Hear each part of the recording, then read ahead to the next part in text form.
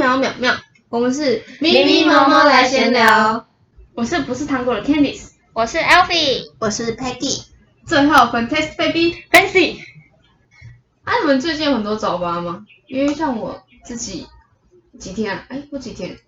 我怎么只三四天，不是早八就是早九，所以早餐就只能吃，不是不吃，就是直接买名媛蛋饼。哦，不是蛋饼啊，买名媛的巧克力三明治。那你们呢？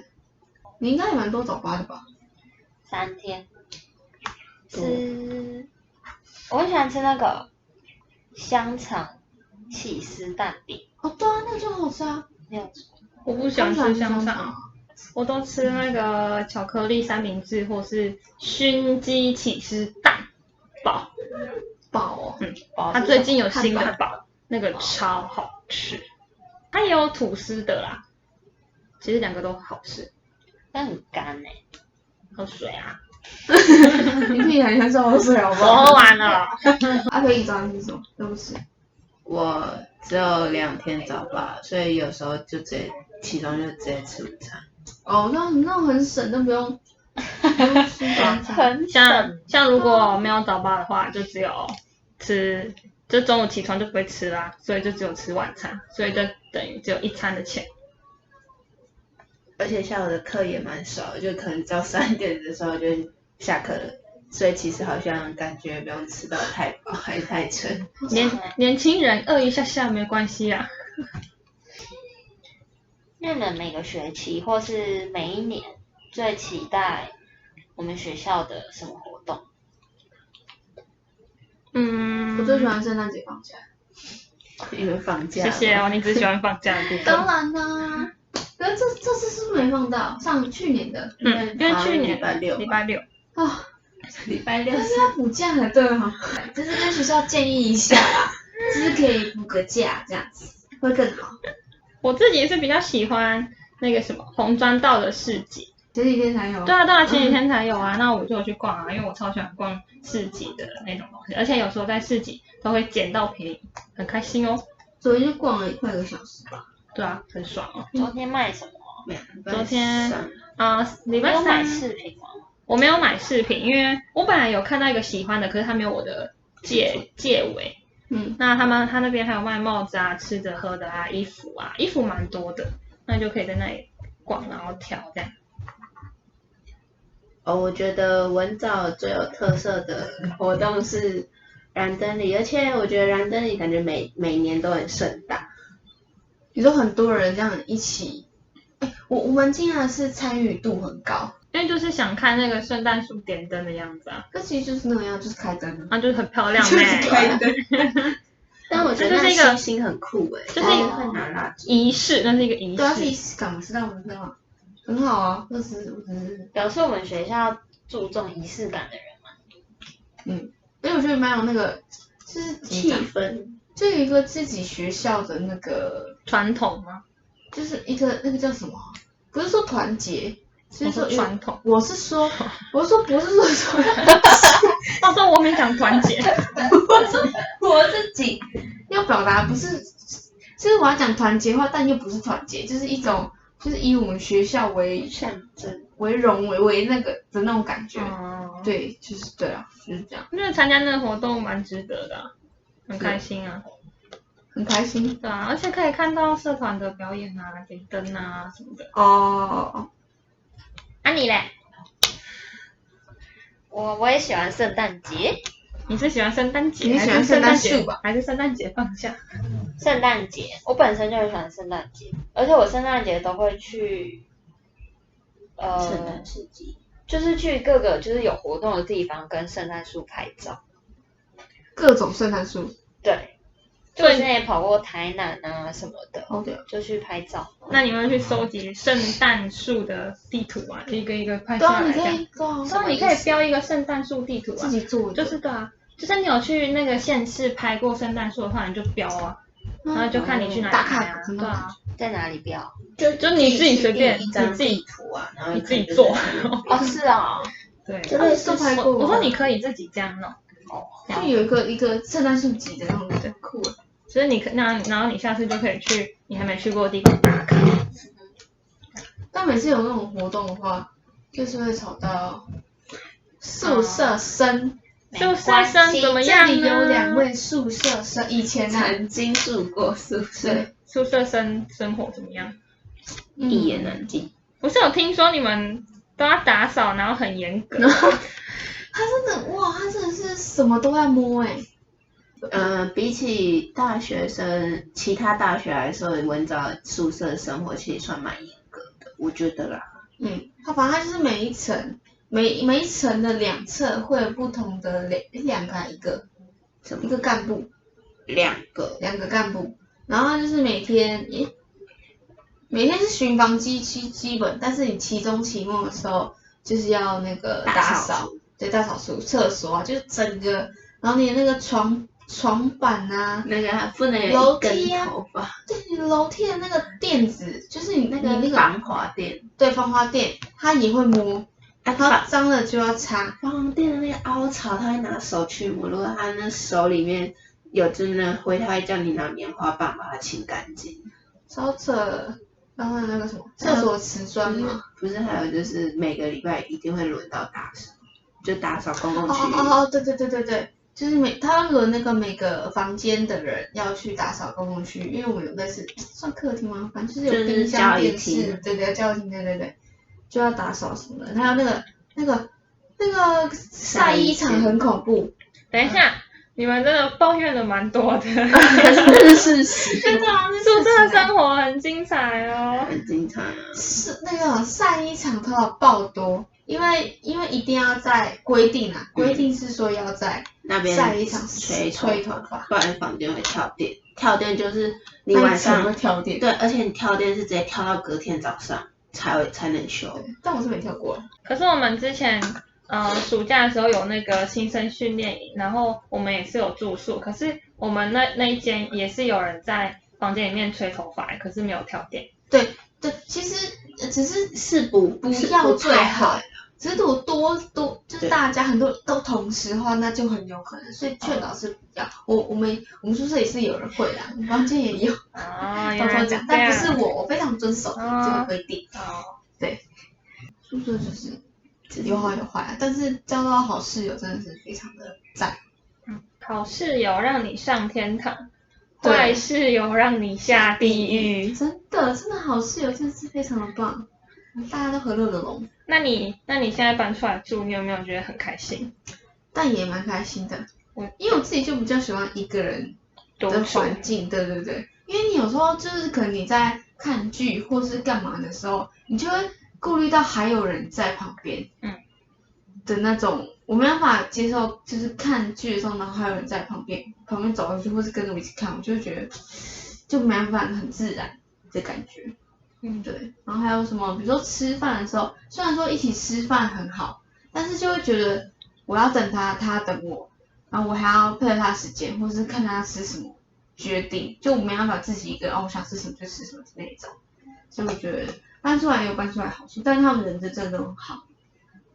没关系啊，还可以聚会吃饭什么的。对啊，我们还是会固定，也不算固定，就是偶尔会约吃饭。另外的宿舍生，请问您呢？您的室友如何呢？就会一般般，大家都比较喜欢过自己的生活，就比较不会去就是麻烦，就是或者是社交其他的室友。但我觉得比较麻烦的是住宿有一个缺点是，大家每个的习惯都不一样。然后可能比如说，有人明天要早八，可能就会早上很早起来。我就有遇过那种早上可能6点多闹钟就响的人，不关闹钟，然后闹钟就一直响，就很大声，或者是他起床，然后因为那个我们的床板是木头嘛，他就会有那个床板的声音就嘣嘣嘣嘣嘣，然后关门也是那种属于大声型的，你就会觉得感觉睡不好的那种，就会比较麻烦。或者是他可能因为房间没有镜子，他可能就会去走廊看镜子。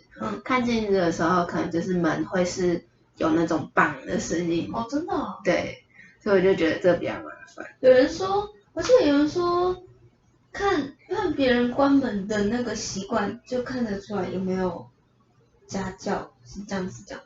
是吗？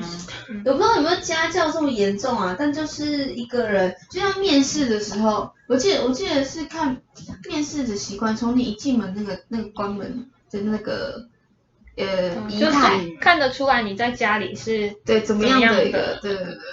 像我是住外面啊，我们比如说我住3楼好了，我们那边也有人是因为我们那边是磁扣的。那如果你是出来的话，他没办法把门把按下去，你就只能直接关。那如果你是回到家要从里面关的话，你的门把是可以压的。那它的就不会这么对，你就可以很小声的关。但是有一些人回来的时候，他就是直接 biang， 然后也不管你，就是他也不轻轻关还是什么的，然后就吵吵的。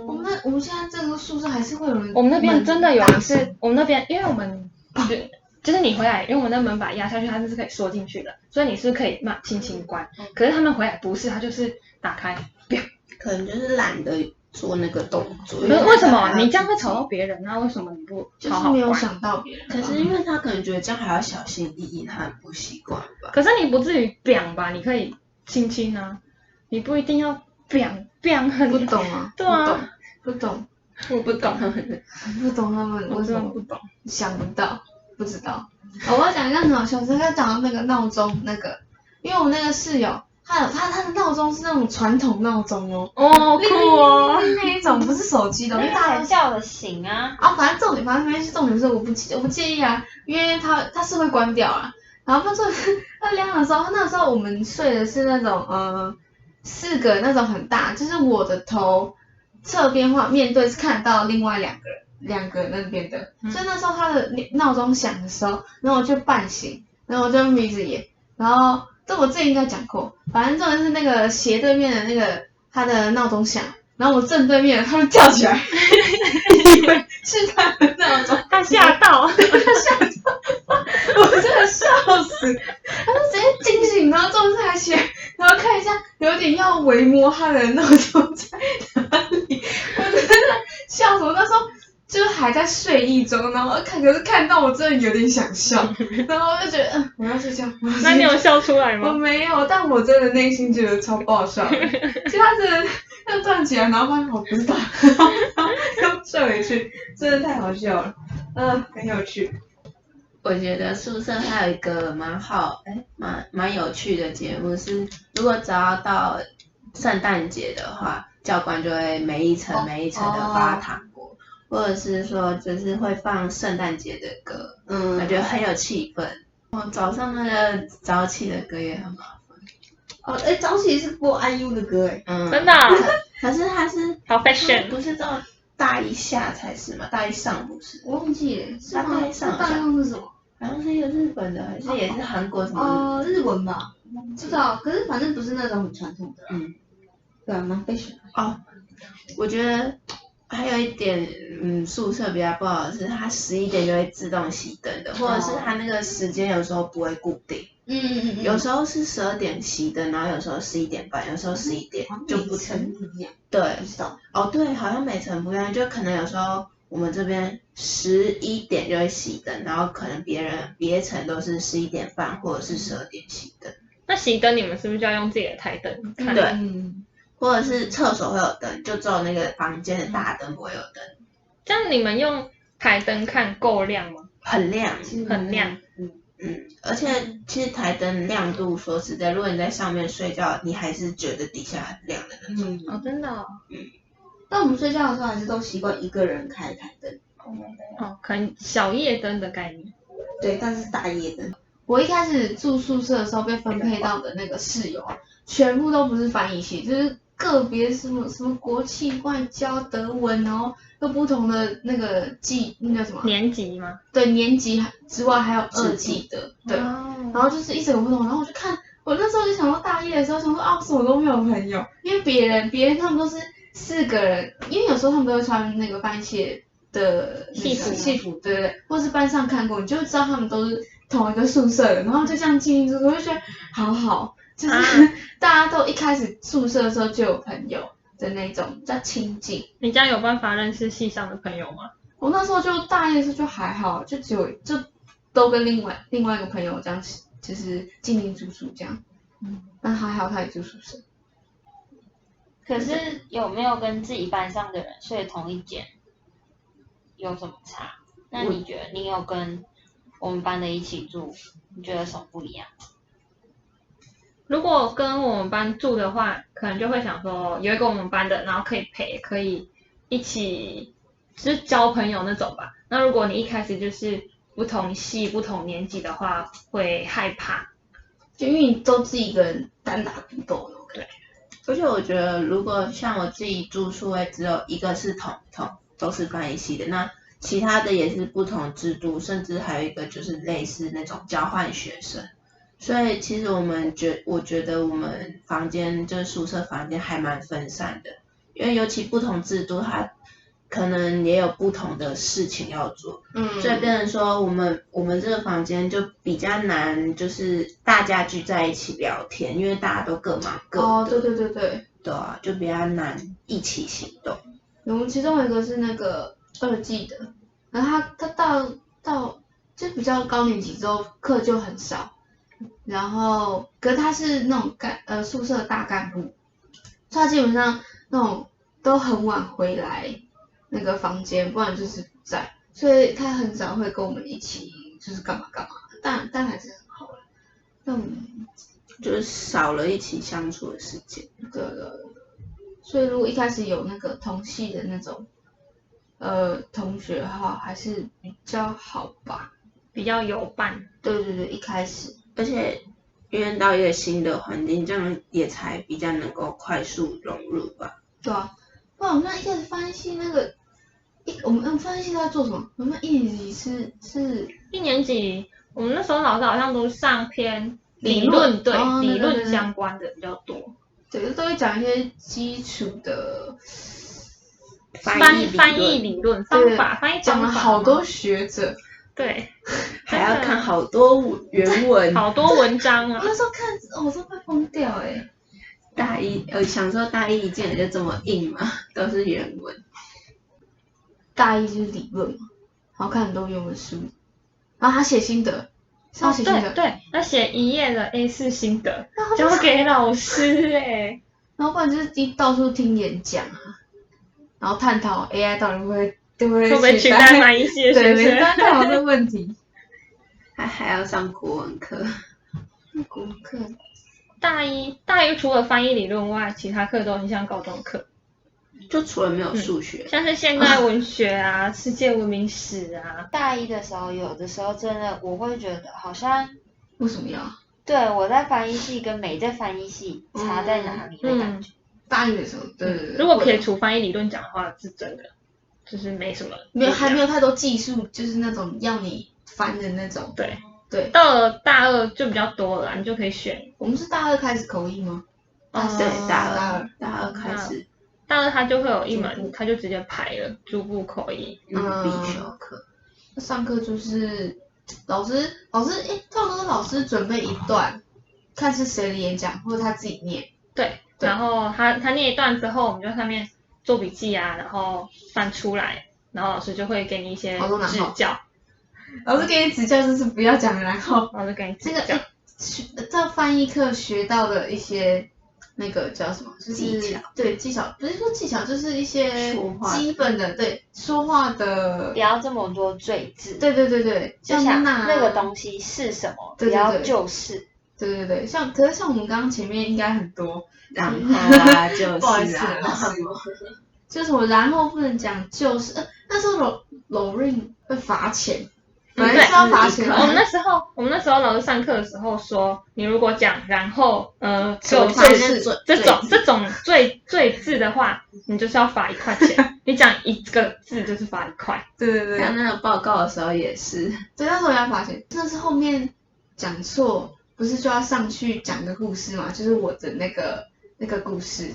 哦，对，到后面如果你讲赘词的话，要被老师叫上去说故事。赘词吗？还是说只是就是你翻不出来吧？数字练习。我那时候最惨的数字练习真的很可怕。每天上课一开始吗？对，每次。反正就是考完，我们会先考新闻单字。哦，对。之后再开始数字练习。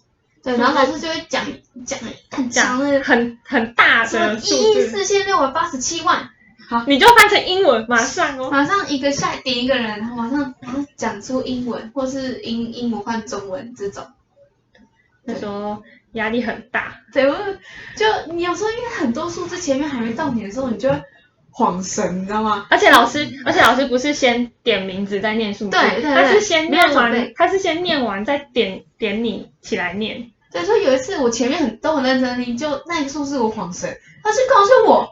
然后我就跟我说我不知道，太不认真了，然后我就说好，那你等一下出来讲什么事情？对，然后就继续轮下去了，真的是。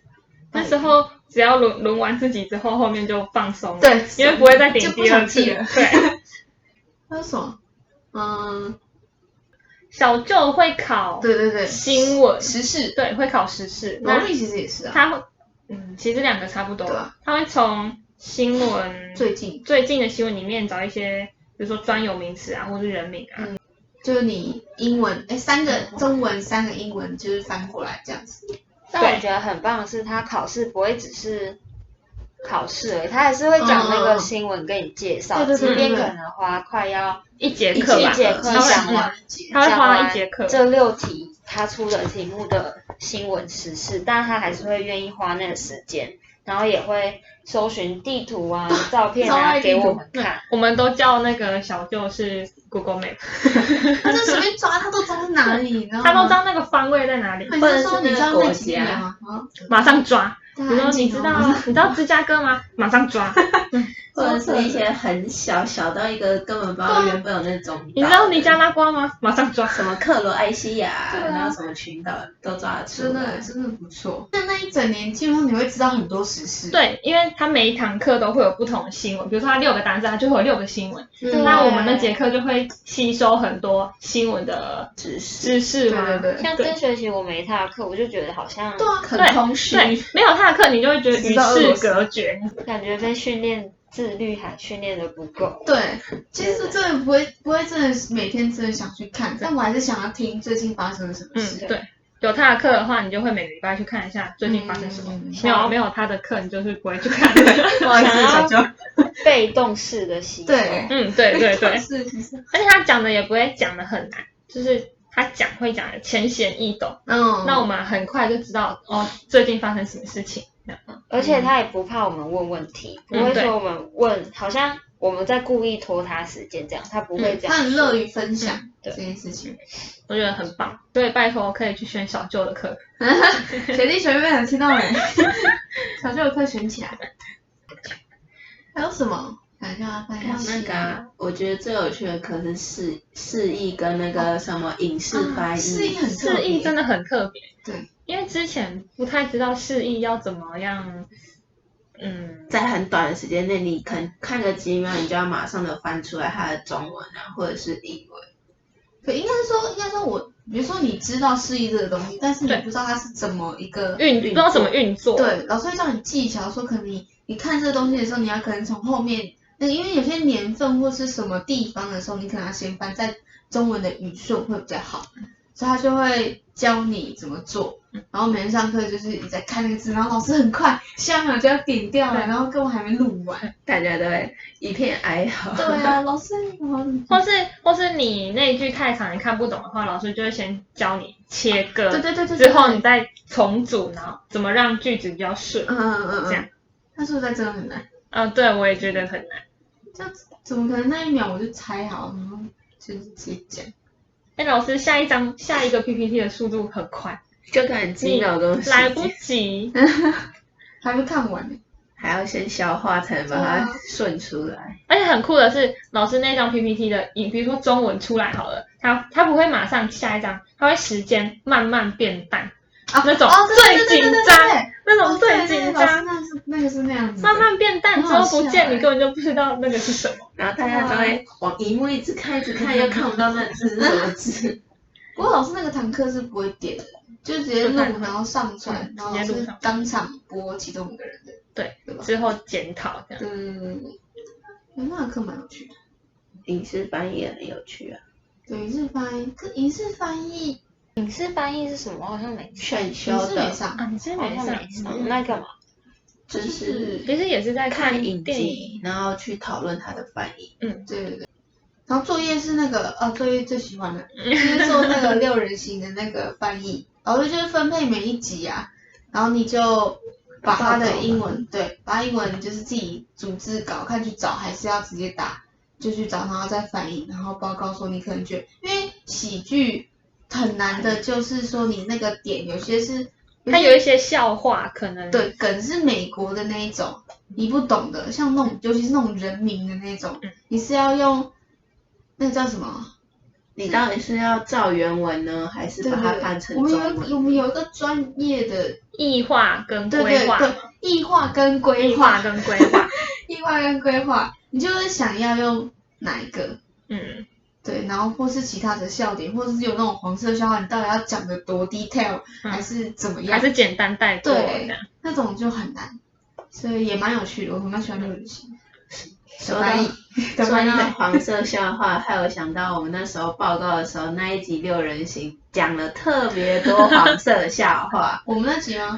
对，我们就还要去找，就是那个到底在英文是什么意思？虽然很可能就是直接翻译，但我们中文就是感觉翻出来又太赤裸裸。它有个什么 cup， 那个是我们这里吗？是我们这，是我啊，是他翻的，就是他翻的。有一集可能就是就不能爆雷，所以也不能讲新闻。爆雷片它实际已经多几十年前了。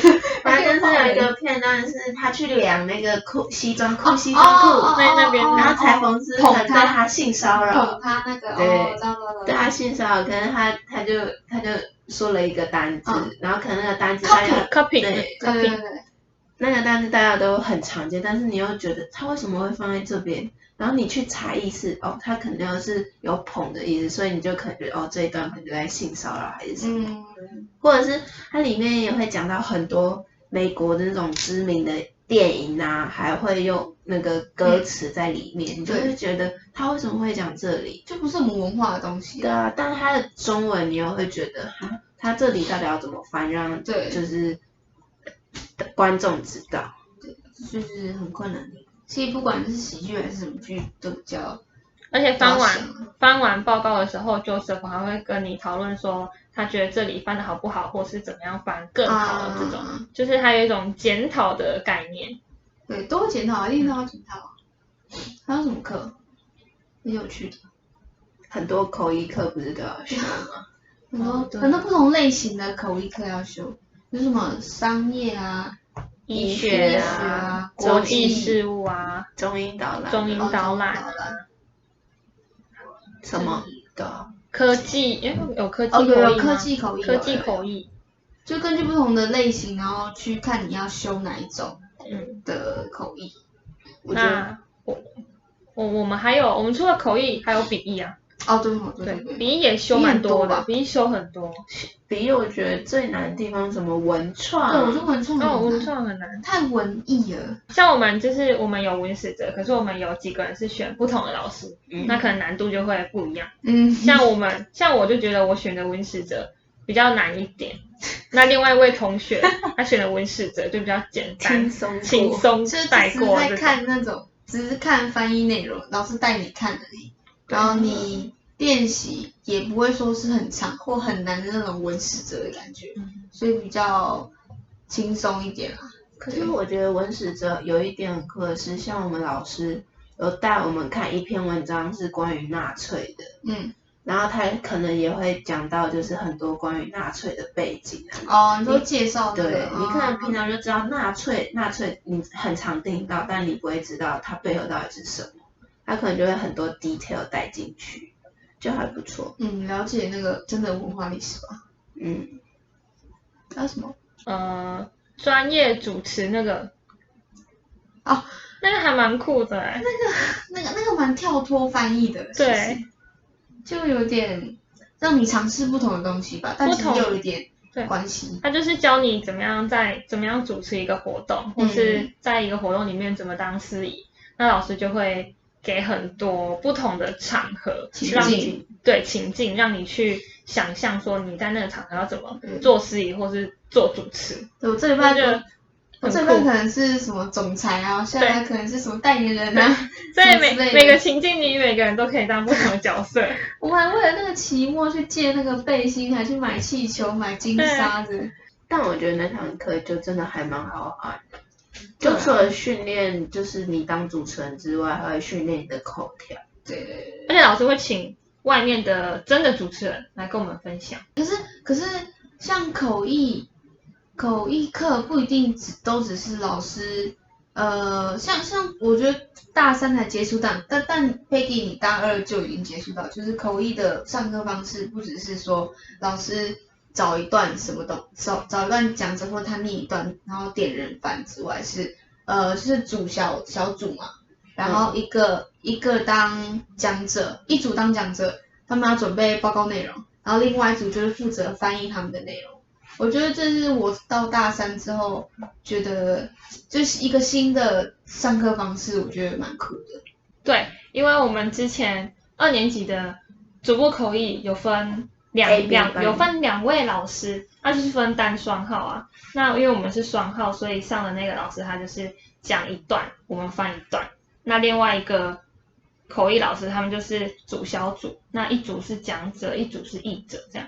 那我到大三的时候，我有上那位老师的课，我觉得这样可以算进步比较快嘛，你就可以针对，因为你要事前做功课，那你做完你就要针对，因为老师会点你上去做译者，你就可以针对你翻的那句话，老师给你做讲评，跟你说哪里可以更好，或是你哪里需要再做一下功课，这样我觉得这样蛮好的，就是真的发挥那个临场感的感觉。对，因为你上去，对，因为他就是有点在模拟你真正在口译的那种感觉。我们那时候翻是，如果你真的那句听不太懂的话，我们是可以问讲者，你可不可以再讲一次的？对。但我们现在上的那个医疗口译的，就是听说是不行，因为还没有人这么做过。你可以下次试试看。我不要，我已经撑过口译，我下次要报告。可它不是像你们那种啊，它是已经固定好谁翻谁的，不是你们当场抽。像我们的话，我们就是当场抽，当场配，不是事先配。对，那先配好又比较不紧张。我觉得会欸，是会比较不紧张还是不紧张？因为我试想过，如果是当下你才点的话，你就会觉得我还没有准备好，我不知道要配谁。对，有那种感觉。就是先配好的话，你还可以先去看一下他大概会讲什么这样。而且其实那时候那个我配到的那个同学，就他有问我要不要看讲稿，但我想说，我觉得还是不太好，还是要训练一下。对，还是要就是试试看嘛。而且这样对其他人好像还不太公平，所以就没有看。我修的那位老师，我修的那位老师也说，尽量不要看讲稿。对啊，试试看吧。尽量不要看讲稿。我觉得每个好像口译的老师都对学生蛮有耐心的，就是你不管怎么犯错，他都还是会就是鼓励你去把它讲出来，不管你的内容是不是对错啊。对，就问你听到了什么嘛？对，然后再慢慢让你去拼凑啊。对，不管是因为如果你真的只听到一点的话，那你可不可以用你的逻辑来想出，那他这里到底要讲什么的那种？对，我觉得这样老师都还不错，就是都笑笑的跟你说，我觉得会鼓励大家，比较没有那么压力。对，不会那么紧张。就可能出去一个错了就是扣钱啊，然后可能老板就一定会不用你了。学校的老师都是鼓励代替谩骂。我们学校老师都，我们是需要鼓励的。就不想上商业口译，因为我觉得你们要准备的东西太多了。资料准备太多了。可是如果你第一 round 有被抽到的话，你早抽到，你后面找轻松。对，找轻松。对，不然你就要每一组都一直准备。或者说你们事前工作就蛮多的，你就要一直去找那些资料，而且你不知道你事先配对到谁，所以你等于每一个人讲的都要看。对，蛮累的。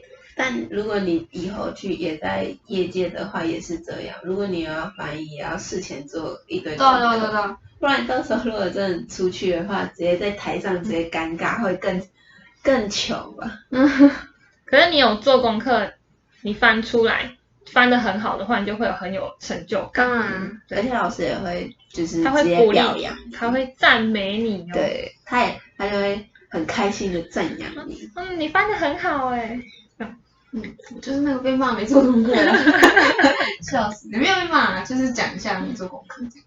但我觉得口译好像也可以学到很多，像商业口译就会学到不同的公司的背景啊，或者是什么像 SDG 还是一些其他的 CSR 什么的，就感觉你现在不会，你以后出去社会还是什么，你进公司还是要懂这些，就感觉就是先有一个概念，你出去可能就你都懂，可能我也不知道工作可能比较好找吗？之类的，应该是不会，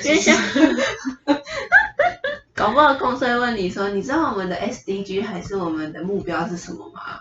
好 ，maybe， 可是翻译系真的要会很多，也是会，就是要知道会的领域要比较多。对，像有一个老师之前就说过，翻译系永远没有学完的一天啊，每天都要学习不同的新知识。不管是年轻到老的，活到老学到老，对，活到老学到，就是最新时事啊，或是以前的用法什么，你都要会。这真的是活到老学到老，很累，对。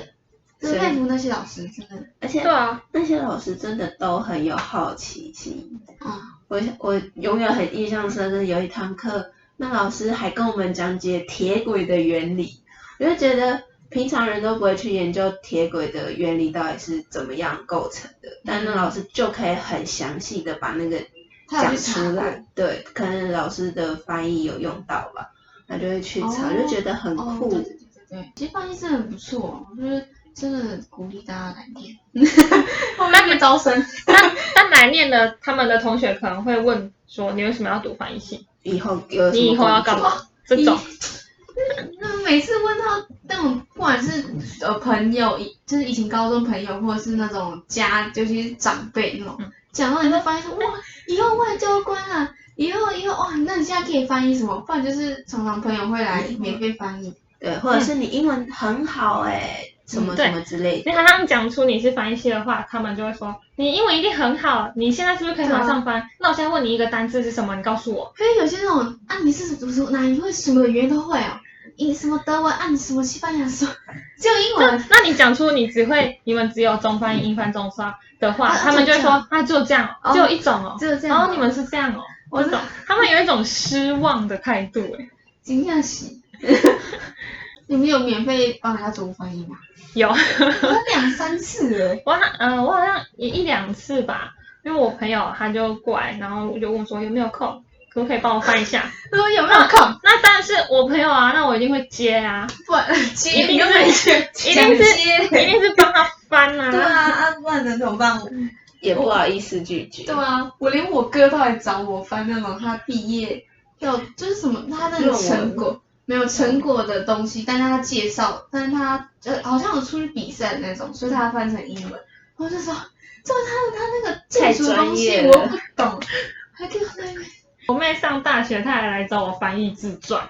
自传？要找我你被打好这样给你啊？对。笑死，真的可以啊，但是下次要收钱哦。对，因为我们翻译老师说，其实在外面结案这样蛮贵的。对啊。我们这是友情帮忙。免费，虽然我们只是学生，但是学生价嘛。学生价嘛。对啊。亲友价。付出一点劳力还是要有回馈的。